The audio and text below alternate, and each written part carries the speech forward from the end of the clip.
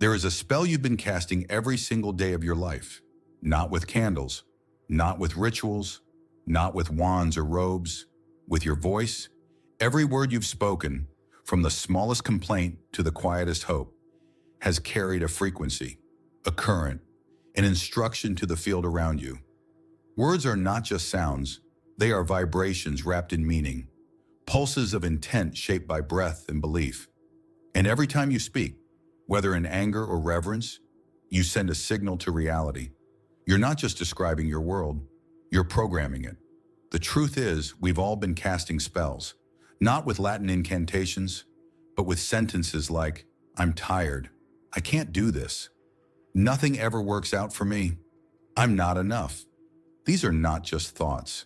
They are spells of identity, words that embed themselves into your nervous system and echo through your future. And here's the part they never taught you. The universe listens to how you speak, especially when you're speaking to yourself. In the beginning, according to countless traditions, there was the word, not the idea, not the form, the word, the vibration that began everything. Creation was not built by force, it was spoken into being. Egyptians called it Heka, the sacred utterance that shapes reality. The Hebrews revered the divine name as so powerful it was never to be spoken lightly. In India, they chanted the primordial Om, the frequency of all creation. The ancients knew speech is power, not metaphorically, literally. But in this modern age, we speak without awareness. We leak power through sarcasm, bitterness, complaint. We make jokes out of our own destruction. We speak as if our words don't matter, and then wonder why life feels hollow, chaotic, misaligned. But you can feel it, can't you? How some words hit differently. How a single sentence from a parent, a teacher, a lover, can shape your entire self-worth. How a compliment can lift your spine and an insult can shatter your day. This is not coincidence. This is energy. And if you've been unconsciously casting spells, you can begin right now to speak them consciously, not to fake positivity, but to reclaim authorship, to speak with clarity, precision, presence, to treat your voice like a sacred instrument, not a tool of survival, but a wand of alignment. The shift begins here. Before we go deeper into ancient wisdom, neuroscience, mantras, silence, and spoken identity, remember this. Every time you say, "I am," you are not making a statement. You are making a creation. Speak wisely, speak slowly. Speak as if every word you say is a thread weaving your future, because it is. And now, we begin. Words don't just fill silence, they fill your system. Every sentence you've ever spoken has left an imprint, not just in the air, but in your brain, your nervous system, and the invisible field that surrounds your body. This isn't theory. This is neurobiology, physics, and energy medicine. Ancient truths now proven by modern science. Your brain doesn't just hear words, it wires itself around them. When you repeat a thought or a sentence, "I'm a failure, I'll never change, I'm just not good enough," you're not just venting, you're reinforcing a neural circuit, a groove in your internal programming. Neurons that fire together, wire together, and spoken words act like electrical confirmations, telling your mind, yes, this is who we are. This is what's real. Say it once and it's vibration. Say it often enough and it becomes identity. But it doesn't stop in the brain. Your nervous system hears you too. Your body responds to every word as if it were a command. Say, "I'm overwhelmed," and your breath shallows, your shoulders tense, your gut tightens. Say, "I've got this," and your chest opens, your spine lifts, your pulse steadies. The voice doesn't just describe your state, it creates it. Dr. Candace Pert called it the body mind. The idea that every thought has a corresponding chemical and every word triggers a physiological echo. Bruce Lipton showed how belief systems, spoken or unconscious, directly affect your gene expression. And Joe Dispenza teaches that words, emotions, and attention literally alter your future through epigenetic reprogramming. So when you speak, you're not just talking, You're tuning, you're regulating, you're choosing which version of yourself to biologically become. And beyond the body, your energy field hears you too. The heart's electromagnetic field, proven by the HeartMath Institute, extends several feet beyond your body. Your voice, through tone, cadence, and emotional resonance, carries energy into that field. What you speak out circles back. Speak fear, and your field contracts. Speak truth, and it expands. Speak alignment, and your signal becomes coherent, magnetizing clarity, people, and circumstances into form. This is not magic, it's resonance. The field is listening. But more importantly, you are listening. Every word is a feedback loop. Every phrase becomes a mirror. And most of us have been reinforcing versions of ourselves that no longer exist. This is the moment to pause and ask, what are the words I've said so many times that they've become the blueprint of my nervous system? I'm always anxious. People don't really see me. It's just hard for me. They may have been true once, but are they true now? Or are they just repetitions of an expired reality? Because words aren't just reflections, they're reinforcements. And the more you speak the old script, the harder it is for the new reality to emerge. So now, you become the programmer, the editor, the alchemist of your own vocal code, not by faking it, but by choosing words that feel slightly truer than the story you've been telling. Because when the brain hears a new word, when the body feels a new tone, when the field receives a clearer frequency, everything begins to shift. Long before you chose your words were choosing you. Before you ever said, I'm not good at this, someone else said it for you. Before you thought, maybe I'm too much, you absorbed it through a look, a tone, a silent moment too long. This is how programming begins. Not with shouting, not with trauma you can name, but with repetition, with small moments that embed themselves in your nervous system until you start thinking they're you. You're so dramatic. Why can't you be more like them? You always mess things up. You're such a good boy when you're quiet. At that age, you had no filter, no firewall, no separation between what they said and what became part of your inner spellbook. Every word they spoke didn't just land, it coded you. Neuroscience confirms that by age 7, your subconscious patterns are largely set. But long before the science said it, your body knew. You felt the tension in a room when you spoke too loudly. You felt the safety of staying quiet. You learned which words brought closeness and which ones brought punishment. You learned that words were powerful and that yours might be too dangerous to speak. So you adapted. You rewrote your vocabulary around survival. You learned to say, I'm fine when you were anything but. You learned to make yourself small with your speech, to take up less space and sound, and you carried those early spells with you into adolescence, into adulthood, into relationships, work, creativity, everything. But here's what no one told you. The words they gave you were never yours to keep. You are allowed to rewrite them. You are allowed to speak a new language, one that your younger self never heard but always needed. Picture this, a 5-year-old version of you sitting in a corner, waiting for permission to speak. Now imagine walking over, kneeling down, and saying to them out loud, you are safe now. Your voice matters. You don't need to be perfect to be powerful. That is the beginning of reprogramming, not by yelling over your old patterns, but by gently, steadily replacing the words that once broke you with the ones that begin to rebuild you. This isn't fantasy. This is neurological reality. Every time you speak a new truth, even if it's a whisper, your brain rewires, your nervous system updates, your inner child exhales. Because the spell was never just the word. It was the feeling beneath it, the agreement you made. And now you're free to break that agreement. Not because the past wasn't real, but because the present is louder when spoken with truth. So begin here. Notice the words that echo from your past. Hear them not as your own voice, but as scripts handed to you by people who didn't know any better. And then speak new ones, not to them, to the child within, to the field around you, to the version of you that's ready to rise. Because you were programmed by words, and you will be set free by them too. Long before microphones, books, or social media, there were words spoken in stone chambers, whispered in deserts, chanted under stars, and in those ancient places, speech was not casual, it was not careless, it was sacred. The Egyptians had a word, hika. It didn't mean magic the way we think of it today. It meant activated utterance, speech as power, language as creation. Hika wasn't superstition. It was spiritual physics, the belief that words, when spoken with intention and alignment, could rearrange the structure of reality.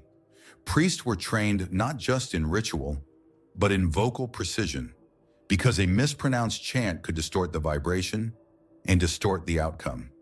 In the East, the Vedic sages understood the same principle. Their mantras weren't poetry. They were vibrational codes, formulas that accessed states of consciousness through sound. Wasn't a syllable, it was a portal, the sound of the universe folding and unfolding itself. Each mantra was aligned with breath, energy centers, and intention. To speak was to strike a tuning fork in the soul, not metaphorically, literally. The Hebrews revered the tetragrammaton, the sacred name of God, so powerful it was rarely uttered aloud. Each letter was a breath, a fire, a doorway. The Kabbalists knew, names carry essence. To name something is to define its frequency. To speak a name is to call forth the vibration of the thing itself. Even in Christianity, the Gospel of John begins not with action, but with sound. In the beginning was the Word, and the Word was with God, and the Word was God. Creation did not come through matter. It came through vibration spoken into the void. The Sufis spun while whispering zikr, divine remembrance through repeated sacred names. The Mayans etched spoken prophecy into stone. The Taoists taught that the more sacred the truth, the softer the voice that carried it. Across cultures, the message was clear. The voice was not yours. It was the divine flowing through you. To speak was to create. To utter a word was to move energy. And to misuse that energy was to fracture the harmony of existence. But modern life forgot. We flooded the world with noise. We reduced mantras to memes. We buried sacred names under sarcasm, complaint, and distraction. But the laws never changed.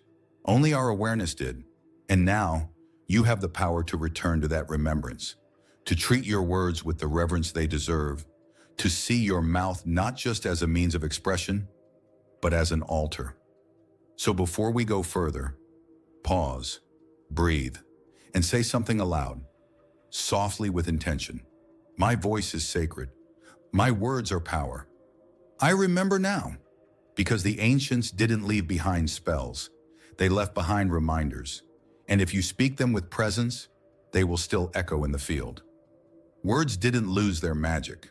We just stopped noticing how we were using them. In ancient times, casting a spell meant focusing energy into form, through rhythm, repetition, sound, and sacred naming. Today, we call it spelling, and we teach children to spell before we teach them what words actually do. They memorize letters, they build sentences, but no one tells them. You're not just spelling, you're casting. Every time you write a sentence, you're arranging frequency. Every time you speak a name, you're activating a vibration. Every time you curse, yes, curse, you're binding reality into form. Why do we call them curse words? Because when spoken with enough emotion and repetition, they harm. Not just others, but your own body, your own field, your own story. Say, I'm so stupid enough times, and your brain believes it. Say, I hate my life long enough, and your energy aligns with collapse. Say, I'm cursed with enough conviction, and the field complies. Not because it's punishing you, but because you are the one spelling your experience into existence. Now flip it. Why do certain cultures name children with sacred meanings? Because your name is a spell repeated over your body every single day. What you answer to, you become. Names carry history, numerology, ancestral patterns, and sonic resonance. You can feel it when someone mispronounces your name. Something contracts. When someone says it with reverence, something opens. The mystics knew this. The ancients knew this. And deep down, so do you. We also speak in autospells, unconscious phrases that run like background programs. That always happens to me. I'm the kind of person who never wins. With my luck, I'll screw it up. We don't even mean them, but we say them so often that the universe starts to listen, because the field doesn't respond to what you want. It responds to what you consistently vibrate, and nothing vibrates more frequently than your words. So start listening. Catch the curses disguised as humor. Catch the spells hiding inside sarcasm. Catch the low-frequency affirmations that you've been speaking for years. And when you catch them, don't panic. Just pause. Breathe. Speak differently. You don't need to be perfect. You need to be present. Because when you begin to name things with intention, even your emotions, even your experience, you shift the field. Instead of "I'm a mess," try "I'm healing." Instead of "nothing ever works," try "I'm learning how to align." These may seem small, but they are spells all the same. Say them with your body. Say them with your breath. Say them as if the vibration matters, because it does. The modern world may have forgotten that language is magic, but you don't have to. You can reclaim it, one word at a time, one name at a time, one spell at a time. Because whether you know it or not, you are always casting. The only question is, what are you calling into being? Your body is always listening, not to what you say out loud for others, but to what you whisper to yourself when no one else is around. Your cells respond. Your nervous system adjusts. Your muscles, organs, posture, even your immune system are shaped by the vibration of your voice. This is not metaphor, it's measurable. Studies in psychoneuroimmunology show that words tied to emotion alter immune response. Say something self-deprecating and cortisol rises. Speak with conviction and hope, and oxytocin follows. The vagus nerve, which governs your parasympathetic nervous system, rest, digestion, safety, responds directly to vocal tone. This means how you speak affects whether your body feels safe or attacked. Now consider this. Every time you say, "I hate how I look," your body hears it as threat. Your heartbeat quickens, your muscles brace, your breath shortens, your posture collapses, because the body moves to survive what the mind just declared. Now reverse it. You say, "I am learning to love this body," and your system responds with a tiny shift, a softening in the gut, a deeper breath, a lifting of the spine. That's not wishful thinking.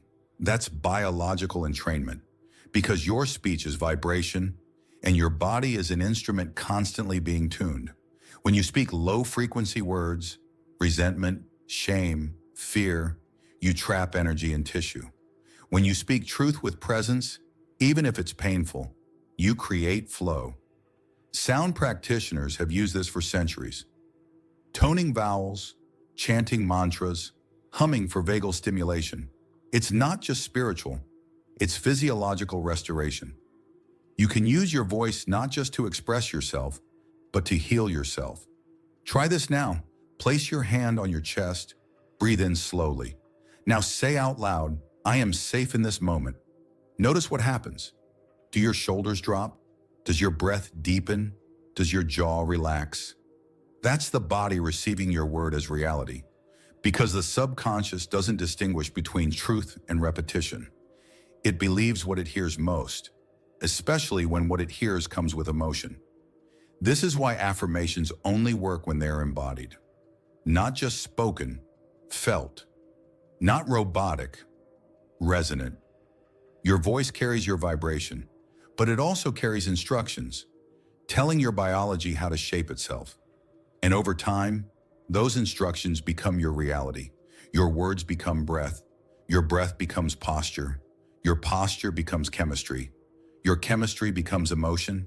And your emotion becomes the way you live in your body. So if you want to change your life, change how your body feels when you speak. Say words that feel safe. Say words that feel true. Say words your nervous system can trust, not to impress others, but to regulate yourself. Because your body isn't waiting for permission from the outside. It's waiting for your voice to return home. And when it does, the body stops bracing, the heart opens, the energy flows. Not because you forced it, but because you finally spoke as if your body belonged to you again. You speak spells every day, not the kind you learn from books, but the kind you've been repeating for so long, you don't even hear them anymore. They hide in sarcasm, in casual self-deprecation, in little phrases that slip through your lips 100 times a week. I'm so behind. I always mess things up. That's just my luck. I can't win. I'm just not that kind of person. You're not saying these things because they're true. You're saying them because they're familiar, because once upon a time, someone handed you a script, and you never stopped performing it. This is your unconscious spell book, and it runs like background noise until you decide to open it and read it out loud. That's the first step, awareness. Start listening to yourself like you've never heard your own voice before. Catch the subtle spells, the ones you cast in the mirror, the ones you cast when someone compliments you and you deflect, the ones you whisper in frustration when you're alone, and realize your words are not reflections. They are instructions. The more you say it, the more your nervous system normalizes it, the more your energy field aligns with it, and the more your future reconfigures to obey it. Here's the truth. You don't speak what's true. You speak what's rehearsed. But that means you can rehearse something new. This isn't about fake positivity. It's not about silencing your pain. It's about replacing the spell that no longer serves your becoming. Try this. Next time you catch yourself saying, I always, or I never, pause, ask, is that my truth or just my programming? And then breathe. Speak something truer, not perfect, just truer. Instead of I'm a mess, say I'm healing. Instead of I ruin everything, say I'm learning how to hold myself better. Instead of I'm not the kind of person who succeeds, say I'm becoming the kind of person who aligns. These are not affirmations. These are spell corrections. Over time, this becomes your practice, rewriting the inner book you didn't choose and replacing it with one you consciously author. Speak like someone reclaiming the pen. Speak like someone who knows the universe is listening, and if that feels scary, good. That's a sign that the old spell is breaking, because unconscious language keeps you safe, but it also keeps you small. You're not small. You're not broken. You're not doomed by the scripts they gave you. You're just repeating them. And now, you're remembering that you can stop. You can pause. You can listen. You can speak new ones. Because the moment you do, the spellbook starts to rewrite itself. One phrase at a time, one breath at a time, one declaration of truth that feels more you than anything you've ever said before. There was a moment in your life, maybe more than one, when your voice began to dim. Not because you had nothing to say, but because you learned it wasn't safe to say it. Maybe they talked over you. Maybe they mocked you. Maybe they punished your truth or ignored it completely. And somewhere deep inside, you made a decision. It's safer to stay quiet. And so your voice didn't disappear. It hid. It hid beneath politeness. It hid behind being agreeable. It hid inside your chest, your jaw, your breath, waiting for a moment when it might finally feel welcomed again. This is what most of us carry, a voice that was never broken, just silenced. But here's what the body knows. Suppressed truth doesn't vanish. It stores itself in tension, fatigue, anxiety, throat tightness. Because when you silence your voice, you silence a channel of life force. You stop the flow. And when flow stops, energy contracts. But you were not born to contract. You were born to resonate. And reclaiming your voice is not about volume. It's about vibration. It's about learning to speak again, not just from the mouth, but from the gut, from the heart, from the bones. So how do you reclaim what was hidden? You begin with sound. You hum when you don't know what to say. You sigh when words are too far. You breathe deep into the belly and let a sound come out, not to perform, but to feel. You sing in the car, not to be good, but to remember your tone. You speak to yourself in the mirror, not with affirmation, but with permission. Say it out loud. You're allowed to speak now. You don't have to shrink anymore. Your voice is not too much. That's how healing begins. Not with public speeches, not with being loud, but with trusting the voice within you enough to let it move. The inner child who was silenced, they don't need you to shout. They just need you to stop. Holding your breath when it's time to speak. And as you soften, as you whisper truth where you once bit your tongue, as you name the things you've never said aloud, your body begins to open. The jaw relaxes, the chest rises, the throat clears, and your voice returns. Not just the sound, the frequency, the resonance of someone who no longer fears being heard. This isn't just about expression. This is energetic liberation. Because every time you speak your truth with softness, with awareness, with reverence, you become the version of you who no longer lives in hiding. You become someone whose presence speaks even when your mouth is silent. And that is the mark of a reclaimed voice. It doesn't need to be loud. It only needs to be real. Repetition creates reality. This has always been true. In your thoughts, in your body, in your voice. Your nervous system learns through rhythm. Your subconscious rewires through consistency. And your energy field responds to what is spoken with devotion. This is the principle of mantra. Not affirmation, not hype, not words said once and forgotten, but sacred syllables spoken again and again until they don't just enter your mind, they become your vibration. The ancient sages knew this. In India, they chanted mantras like Om Namah Shivaya and Gayatri, not to sound spiritual, but to activate dormant energy in the body and field. Each syllable held meaning. Each breath carried intention. Each repetition carved a new path in consciousness. In the Sufi tradition, zikr, divine remembrance, was whispered over and over until the name of God became the pulse of the soul. In Kabbalah, sacred names were repeated with awe, each letter carrying a mystical configuration of divine essence. Even in modern neuroscience, we now understand repetition builds neural circuitry, and vocal repetition combined with breath and emotion creates a physiological reset. So the question is not, do mantras work? The question is, what are you repeating? Because if your daily mantras are, I'm so tired, I can't take this anymore, nothing ever works out for me, then you're already using mantra, just unintentionally. You've trained your field to expect fatigue. You've conditioned your nervous system to collapse. You've turned limitation into liturgy. But it can change, not by force, by reverent repetition. You don't need to repeat something you don't believe. You need to choose something truer than the old program and repeat it until your system believes it more deeply than the lie. Start here. I am safe to speak. I am returning to power. I am the breath of the divine. Say it slowly. Say it out loud. Say it when you don't feel it. Not to fake it, but to practice remembering. Your mantra isn't a performance. It's a vibration you're weaving into the air until the field around you begins to hum in sync.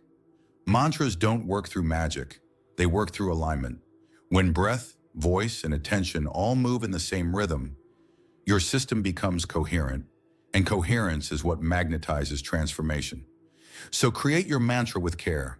Not what sounds cool, what feels honest, what your soul leans into when you speak it. Write it, whisper it, walk with it, breathe through it.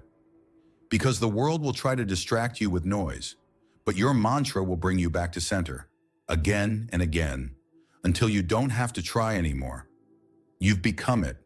The mantra becomes the rhythm becomes the resonance becomes you. Not all words have power, only those spoken with alignment.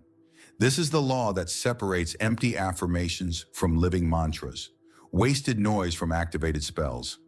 The universe doesn't respond to what you say. It responds to how you say it, and more importantly, what's behind it. That's intention. Intention is the invisible flame that gives shape to sound. It is the emotional voltage that determines whether your words fall flat or ripple through the field like a stone dropped in still water. You can say I love you with no resonance, and it's a lie. You can whisper it, trembling from a place of truth, and it transforms the space. That's not magic. That's coherence. Because energy follows emotion-backed focus. And when your thoughts, feelings, breath, and voice are aligned, your words stop being expressions, they become instructions. This is why so many affirmations fail. You repeat them, but don't believe them. You say, I am powerful, while your body flinches. You say, I'm abundant, while your chest tightens and your nervous system screams, liar. The field doesn't respond to words alone. It responds to frequency, and frequency is shaped by feeling. So what do? You stop trying to say what you don't feel, and instead, you speak what's slightly truer than the old belief. You bridge the gap. Not I'm healed if you're still broken open, but I'm healing breath by breath.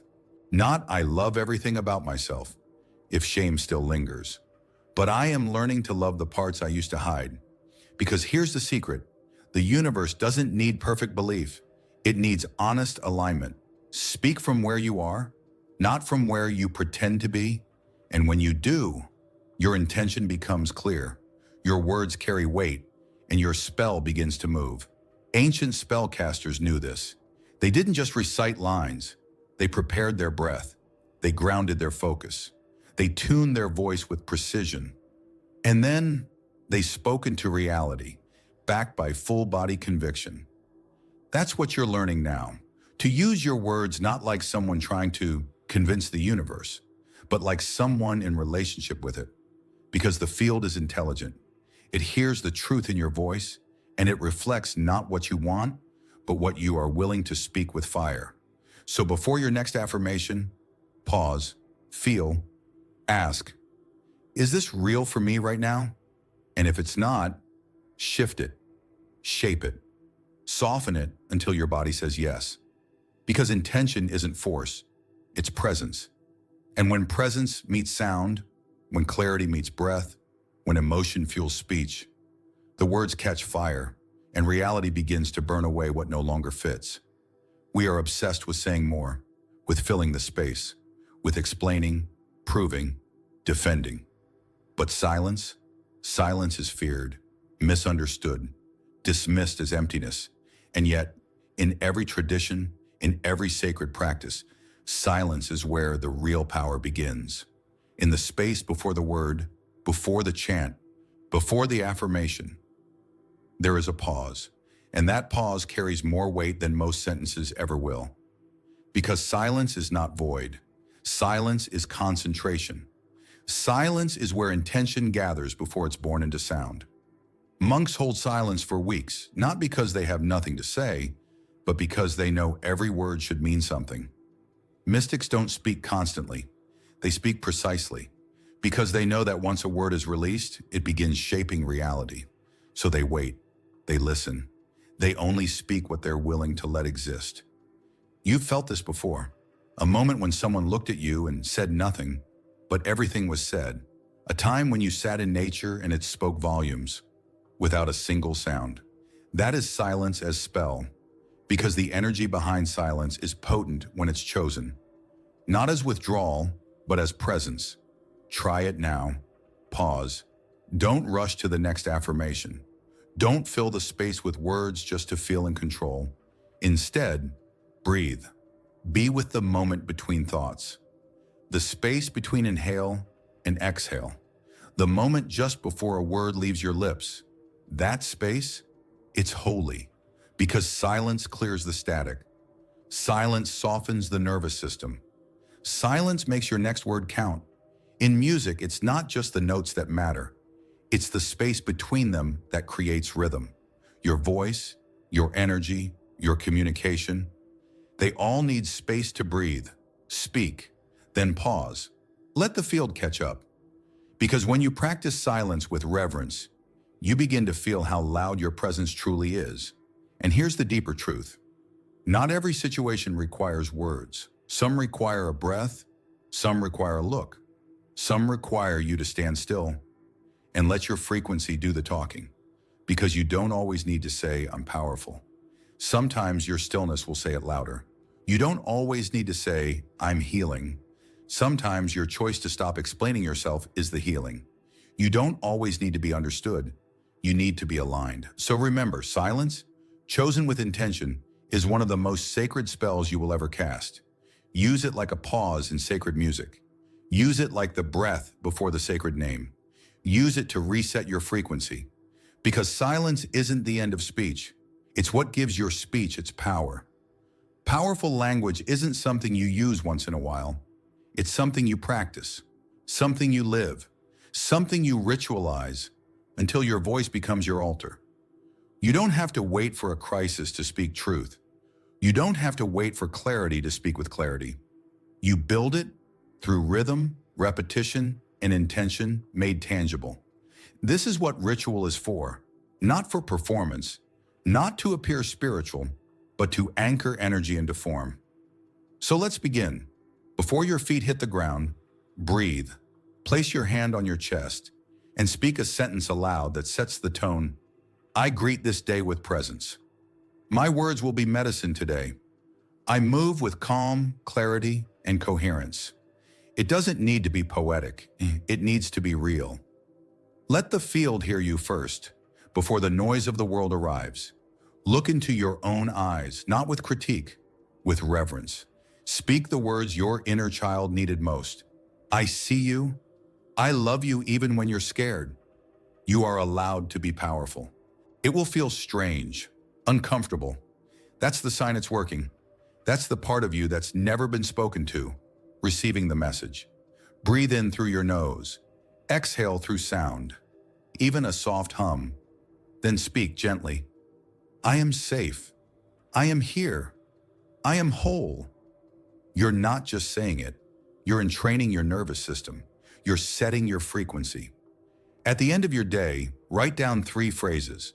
What you spoke that drained you, what you wish you'd said, what you want to say tomorrow, then speak them out loud, not to fix, to integrate. This is how the spell becomes conscious. Before you drink water, pause, whisper your word into it. Clarity, healing, truth. Water holds vibration, and your body is mostly water. Speak into it, and you're literally programming your own system. The point isn't perfection. The point is presence. Let your words be woven into your routine until they become part of how you move through space. Not loud, not forced, just anchored. Because the field doesn't require a performance. It requires coherence. And coherence is built in moments like this. Soft, intentional, sacred. You don't need to change your whole life in one ritual. You need to begin speaking like your words shape everything they touch. Because they do. This is your practice now, not once, but daily. Speak as devotion, speak as regulation, speak as creation, and let your life begin to echo with the sound of someone who remembers. Everything you've spoken, every ritual, every mantra, every moment of silence, it was never about sounding powerful. It was about becoming undeniable, because energy doesn't lie, and you can say all the affirmations in the world, but if your nervous system disagrees, your frequency betrays you. That's why the real test of spellcasting is not in how you speak. It's in how you move, how you enter a room, how your breath settles, how your spine aligns, how your eyes carry presence without needing to explain themselves. This is when people feel something shift around you without knowing why. It's because your vibration is consistent. Your energy is no longer divided between what you say and how you live. Your words have become your walk. This is the true mark of coherence. No gap between speech and embodiment. When you speak peace and walk with calm. When you say I'm whole and your posture reflects it. When you whisper I am safe and your breath no longer betrays fear. This isn't performance. This is integration. And the beautiful thing is, you don't need to announce it. You don't need to tell anyone you've changed. They'll feel it because you've become a frequency, not just a voice. And when that happens, the field begins to rearrange itself around you. You attract clarity. You repel distortion. You move through chaos without absorbing it because your energy speaks for you. That's the final spell. Walking through the world as if you already are what you've been trying to say. It's not arrogance. It's alignment. You don't shrink, you don't force, you simply walk. Breath steady, presence clean, vibration clear, and the world responds. People trust you without knowing why. Opportunities move toward you, not because you chase, but because your frequency is magnetic. You've become the message. So ask yourself, are you walking like someone who believes their words shape worlds? Are you standing like someone who speaks truth, even in silence?